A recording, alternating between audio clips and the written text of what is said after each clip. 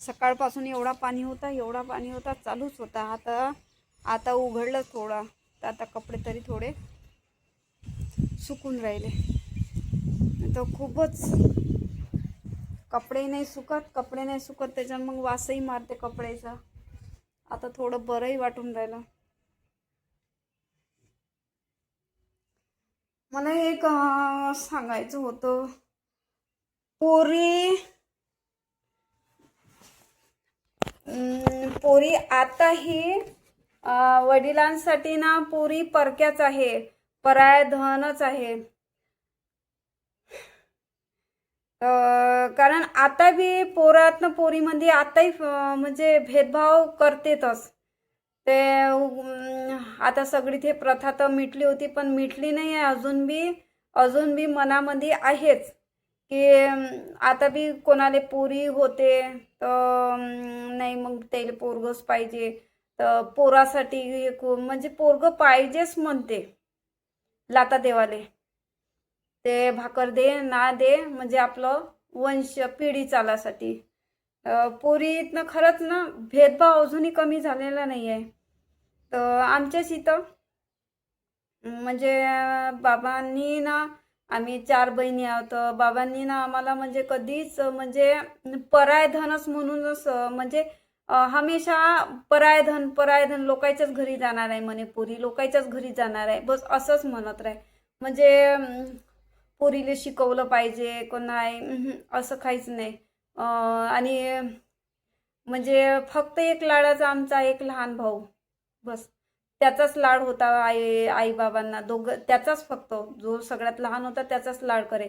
म्हणजे त्याच्यासाठी बिस्किट दर हप्त्याला त्याच्यासाठी पार्लेजी बिस्किट येत होता. तर आता मी सांगत नव्हती, पण ते आता सांगून राहिले. तर आता कोणी म्हणते पर्सनल गोष्टी नाही सांगावं, पण आता काय फरक पडते सांगितलं. आपलं पर्सनल लाईफमध्ये काय झालं काय नाही सांगितलं तर काय हरकत. आमच्यासाठी आवडीनं म्हणून कधी खाऊ आणलाच नाही. बाबांचा बाजार कोणता, आलू वांगे कांदे एवढा पैसा राहत होता. आलू वांगे कांदे लसण अद्रक आणि 5 रुपयाचे फुटाणे आणि एक पार्लेजी. तर ह्यात पार्लेजी तर ठरलाच राही. आणि त्याच्यातले आम्हाला हात नाही लावू दे, आम्हाला भेटत नव्हता फक्त त्याच्यासाठी.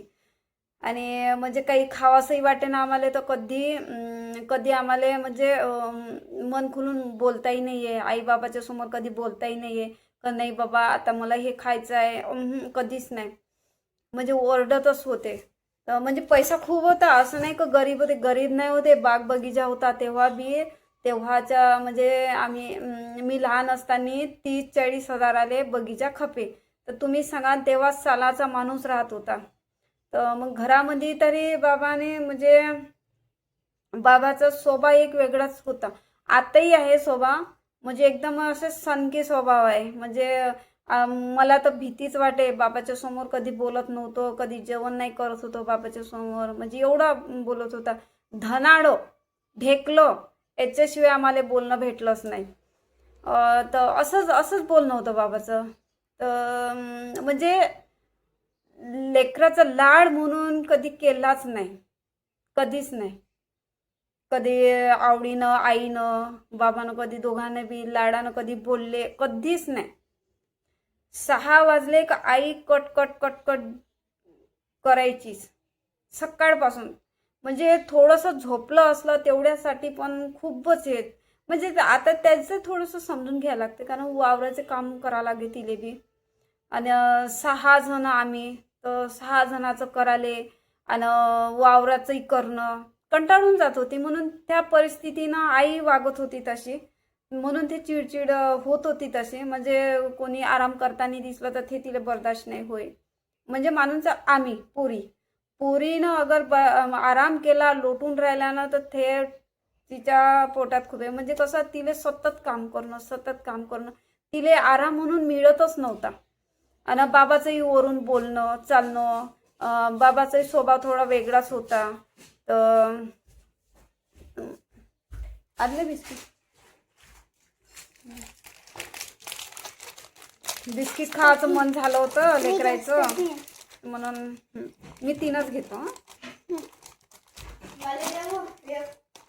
तूने 10 का खाया ना, 10 का हम दोनों मिलके खा रहे.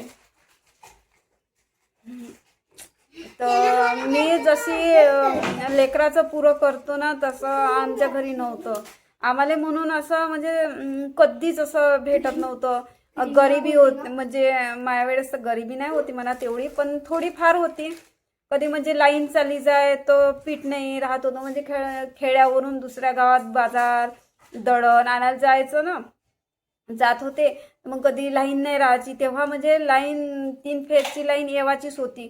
तर तेव्हा लाईन जायची तर 2-2 दिवस. खेड्यापाड्यात कसं जंगलाचा एरिया, तार तुटला, आवाज काम कर टीव्हीचा. तर टीव्हीचं तर तेव्हा ना मग 2-2 दिवस काही लाईन येत नव्हती. तर मग अंधारात कंदील होता, कंदिलामध्ये आम्ही अभ्यास करायचं. आम्हाला तर म्हणून कधी म्हटलंच नाही नको अभ्यास करा रे, कधीच नाही. आणि डब्यावर काय भाजी पोळी. ही भाजी कशी ढलढल अशी पाण्याची भाजी. म्हणजे सावटा परिवार होता ना, भलाही पैसा होता पण कंजूसी खूप होती बाबाची. आताही कंजूसच आहे. तर मग ते आता सांगता सांगता सगळंच सांगून देतो आता. मग मग एक वेळा काय झालं, लाईन गेली होती. बाबा मंगळवार दिवस होता, मंगळवारचा बाजार असतो. तर मंगळवारी मग बाबा बाजारात गेले. तर मग तिथे लाईनच नव्हती. मग पीठही काही नव्हतं घरी आणि काहीच नव्हतं पीठ. मग ह्या जो लहान भाऊ आहे ना, ह्या लहान होता तेव्हा काय 4 वर्षाचा असन, 4-5 वर्षाचा असन शाळेत, 5 वर्षाचा होता तेव्हा.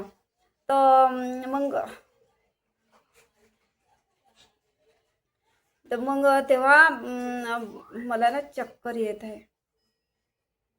असंच होते मला कधी कधी ना, चक्कर आल्यासारखंच होते. मग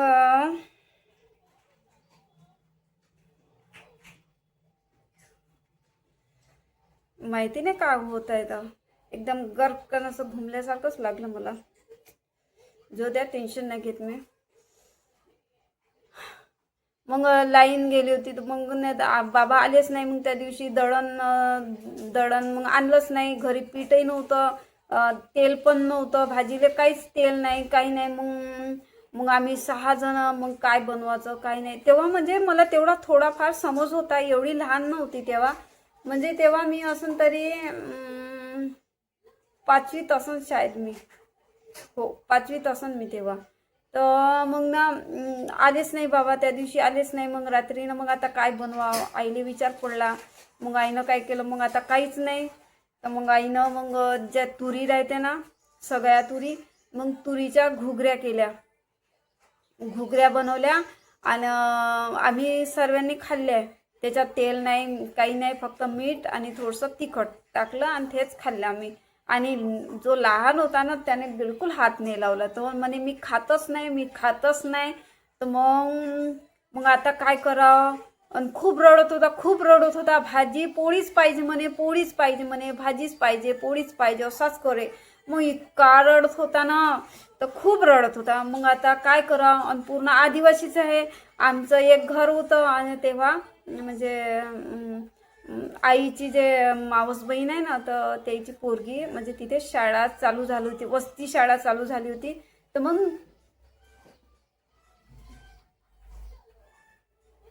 मग हे ताई तिथं होती. तर मग ते मावसाची होती तिथं. तर मग तेव्हाच 9 वाजता, समजा पहा 8 वाजता आमच्या गावामध्ये आम्ही सगळे झोपून जायचो. तर त्याने मग तो रडेच ना, चुपच नाही राहे. तर मग तेव्हाच आई गेली आणि तिथून मग भाजी आणली. तर त्याच्या घरी बनलं होतं चिकन का मच्छी बनली होती. तर मग रसाच आहे म्हणे. तर मग आई म्हणे रस्साच दे म्हणे. तर मग तिनं रस्साच दिला. तर रस्सा दिला. मग ते आणले. मग कुठं तो चूप राहिला. तेव्हा मग तिथून एक पोळी ना ते भाजीचा रस्सा आणणार. सांगा, एवढं काही केलं त्याच्यासाठी. तर पहिल्यापासून तो ना लहानपणाचा जिद्दी आहे ना, म्हणजे थोडासा हुशार बी आहे, चंट बुद्धीचा. आता बी खूप हुशार आहे. तर असं नाटक केलं होतं त्यानं, खूपच त्रास देत होता तो लहानपणी. आता आता आता तर मला मोठा झाला, लग्न झालं, एका लेकराचा बाप आहे तो. तर त्यानं ना जीत पुरी केली, तर आत्ताही तो ना त्याची जीत पुरी करतेच. आता बी तसाच आहे तो. जे करायचं ना, जे ठाणलं ना ते करणार म्हणजे करणार, असा आहे तो. आम्ही म्हणजे आम्ही परिस्थिती समजून घेऊ, तो नाही समजत, आताही नाही समजत. तर इतकं हे झालं होतं. आणि तेव्हाही बाबा म्हणजे कसं, म्हणजे त्याचा लाड करायचा. आणि आम्ही त्याला जर बोललो ना, तर बाबा आम्हालाच बोलायचं, कोण त्याला बोललं, कोण मारलं. तर असं चालू राहील. म्हणजे बाबाने कधी आम्हाला म्हणजे बापाचं प्रेम म्हणून दिलंच नाही. म्हणजे कसं दिलं म्हणा, पण ते कसं ते असंच पोरी म्हणजे परायाच आहे, दुसऱ्याच घरी जाणार आहे, तर त्याला शिकून काही फायदा नाही. आम्ही 10वी पास झालो ना दोघेही बहिणी, तर नाही म्हणे आता शिकवायचंच नाही म्हणे, झालं म्हणे यायचं शिक्षण. तर बस 10वी झाला ना, तर डबल बाबा ॲडमिशन नाहीच म्हणे. मग ना जो मोठा दादा आहे ना, मग त्यानं आम्हाला इथं रूम करून दिली, लहान बहीण आणि मी. तर रूम करून दिली, दोघी जणी आम्ही इथंच राहिलो. मग त्यानंच भाडं दिलं, शाळेचा ड्रेस पुस्तकं मोठ्यानेच घेऊन दिलं. तर सगळं म्हणजे तेव्हा काय 500 रुपये किराणा राहत होतं. तेव्हा तेव्हा खूप स्वस्त होत्या रूमा. आता खूप महाग आहे. आता तेव्हाचे 500 कुठं, आता 1000 कुठं. आता तर 3-3 हजार रुपये द्यावं लागते एका रूमचे. तर मग त्यानं कुठं, मग ते कसंही आम्ही 10वी 12वी झालो. तर मग तरी माझा ना 12वीमध्ये एक विषय अटकलाच. तर अशी कहाणी झाली. बाबा तर शिकवतच नाही म्हणे. 10वी झाल्या झालं शिक्षण, आता शिकायची काही गरज नाही आहे, दुसऱ्याच घरी जाणार आहे म्हणे, शिकून काय करायचं आहे म्हणे, दुसऱ्यालाच पैसे देतील म्हणे, असेच म्हणे. म्हणजे आमचं भविष्य म्हणून समजलंच नाही, कधीच नाही. तर नाही शिकतील, यायला शिकवण तर यायचं भविष्य चांगलं होईल, नाही. त्या परक्याच घरी जाणार आहे म्हणे, दुसऱ्याच घरी जाणार आहे, तर यायला शिकून काही फायदा नाही म्हणे. असंच म्हणत राहिले. लागस तर दोघंही भावाले खूप पैसा लावला शिकवासाठी, पण यायला शिकवलं. म्हणजे पोरं म्हणजे आपले वय, आपल्या घरी राहणार आहे पोरं, म्हणून पोरायला शिकवायचं. पोरी दुसऱ्या घरी जाते म्हणून पोरीला शिकवायचं नाही. मग तुम्हीच सांगा याच्यामध्ये तुम्हाला काय, तुम्ही काय कमेंट कराल मला, तुम्हीच सांगा. मग आहे ना, आताही पोरात पोरीत भेदभाव आहे. म्हणजे पोरी दुसऱ्या घरी जाते म्हणून त्यांना शिकवायचं नाही, त्यांना काहीच त्यांच्या गरजा पुऱ्या नाही करायचं. त्यानं काय म्हणजे त्यानं म्हणजे स्वतःच्या पायावर उभ्या राहिल्या पाहिजे असा विचार नाही. जे पोरं म्हणजे आपल्या कुडीचे आहे, आपल्याच घरी राहणार आहे, आपण पैसाही लावतो आपल्याच घरी राहणार आहे म्हणून पोरायला शिकवायचं. तर अशी धारणा होती बाबाची. तर मग आता मी काही एवढी अभ्यासात हुशार नाही होती. म्हणजे कसं मला ना चक्कर यायचे तेव्हापासून ना, म्हणजे हालत ना कुपोषित असल्यासारखीच, म्हणजे कमजोरच होती. पहिलेपासून कमजोर आहे. आता तरी मी स्वतः आता खाऊन पिऊन थोडी आता बरी आहे. नाहीतर लग्नाच्या अगोदर म्हणजे तिचं खाणं पिणं म्हणजे कसं, भाजी पोळी, तेल आहे तर मीठ नाही, भाजी आहे तर काही नाही, असंच चालत होतं. म्हणजे एवढा पैसा असून तरी खूप कंजूसी केली, खास करून मुलींसाठी. तर असं चालायचं. पण मी नाही करणार. मलाही 2 आता पोरगा आहे पोरगी आहे, मी नाही करणार कधीच भेदभाव नाही, आता बी नाही करीन. दोघांनाही सारखंच, त्यालाही शिकवण तिलाही शिकवण. असं नाही की पोरगी दुसऱ्या घरी जाते म्हणून तिला शिकवायचं नाही, असं नाही. मी अशी धारणा ठेवणार नाही. कारण पोरीचं भविष्य आहे. मी तिला शिकवण, तिच्या पायावर उभी करन, तेव्हाच तिचं लग्न करून देईन. मी खरंच ना, जे माझ्यानं बनेल ना, मी आता तुम्ही म्हणाल काही बोलवून दाखवते करणार नाही, पण नाही, जेवढं माझ्यानं होईन ना, मी तेवढं नक्की करन माझ्या मुलीसाठी, पोरासाठी, दोघांसाठी. आणि सारखंच ठेवणार आहे मी, दोघं नाही. असं नाही की तो पोरगा आहे तर ती पोरगी आहे तर तिचं नाही केलं पाहिजे, ती दुसऱ्याच घरी जाणार नाही, असं नाही करणार मी. तिलाही पैसा लावून त्यालाही पैसा लावून दोघांनाही सारखंच शिकवण. आणि मग तर त्याच्यावर आहे म्हणा अवलंबून, शिकणं नाही शिकणं. मी तर पैसा लावणच, पण त्याच्यावर अवलंबून आहे, आता त्याच्या हातात आहे भविष्य घडवणं नाही घडवणं, नाही काय. आता मी प्रयत्न करतो, जेवढा माझ्यानं प्रयत्न होते तेवढा मी करतो. पण जसं आता मी माझ्या लेकरांना प्रेम देते, त्यांचे जे हट्ट पुरवतो ना, तेवढा हट्ट आम्हाला कधी पुरवलाच नाही आमच्या आईबाबांना. म्हणजे आईबाबांचं प्रेम, इतकं प्रेम आम्हाला कधी मिळालंच नाही.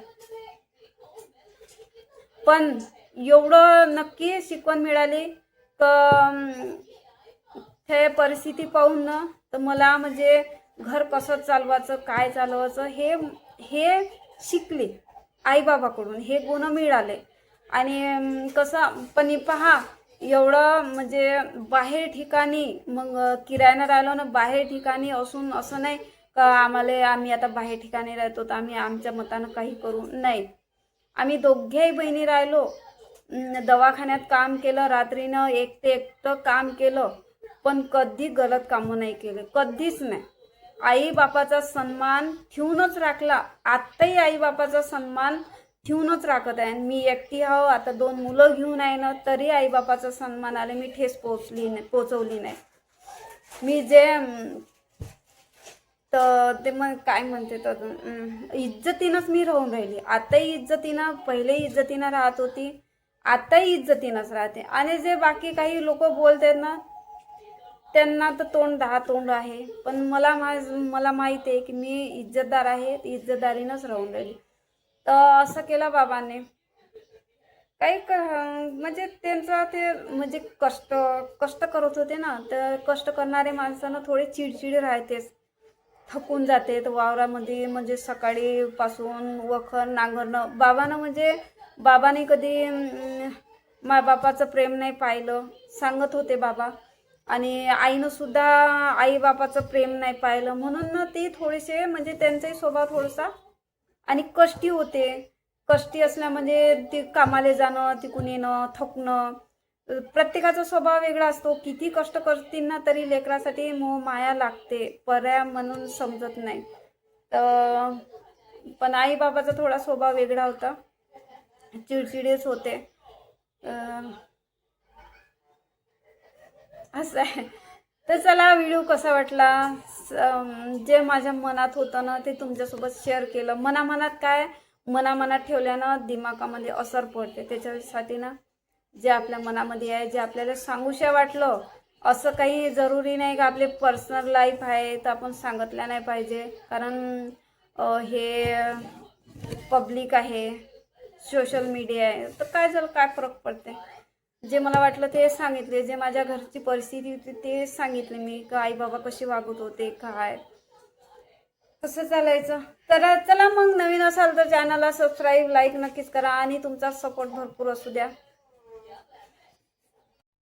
आज मी पुरणाचं बनवून राहिले आणि खरंच आज ना मला म्हणजे काय माहिती माझी बीपी लो झाली की काय, मला ना अंधारी येऊन राहिली आज. दुपारी बी मी व्हिडिओ बनवला ना, तसा चक्कर अंधारी आल्यासारखंच होऊन राहिलं. असं माहिती नाही आज का असं होत आहे. तर मला ना असं वाटते मी टेन्शन घेत नाही, पण माहिती नाही असं वाटते का हे टेन्शन जास्त, जिम्मेदारी जास्त, म्हणजे हे लोड, दिमागावर लोड आल्यासारखंच झालं असंच वाटून राहिलं. पण मी टेन्शन नाही घेत आहे, पण तरी माहिती नाही आज ना जेवायची इच्छा नाही झाली. आज असं चक्रावल्यासारखं, घुमल्यासारखंच लागून राहिलं आज. तरी आज सकाळपासून मला आज बरं नाही वाटून राहिलं, तरी मी आज फिरायला गेले. आज उभंही राहणं नाही होऊन राहिलं. आता असे ना मला गरमी होऊन राहिली, म्हणजे जास्त वेळ उभे राहिले ना तर मला चक्कर येते.